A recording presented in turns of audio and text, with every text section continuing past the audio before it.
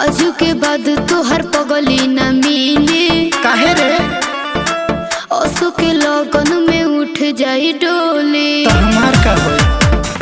आजू के बाद तोहर पगली न मिले असो के लगन में उठ जाई डोले।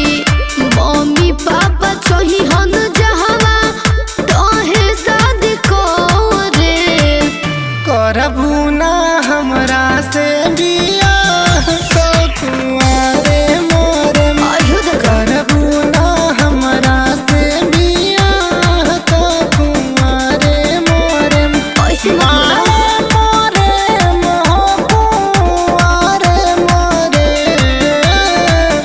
करबू ना हमरा से बियाह तो कुंवारे मोरे करबू ना हमरा से बियाह तो कुंवारे रे मोरे। पागल हवा का साथ हाँ हो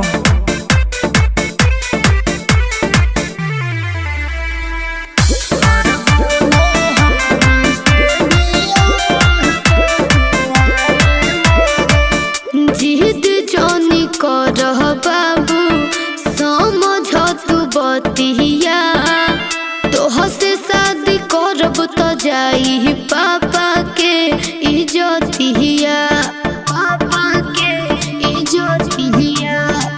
जिद जानी करह बाबू समझ तू बतिया तोह से शादी करब तो जाई पापा के इज्जतिया। पापा के पगोरिया के नीचे नाही करे करबू ना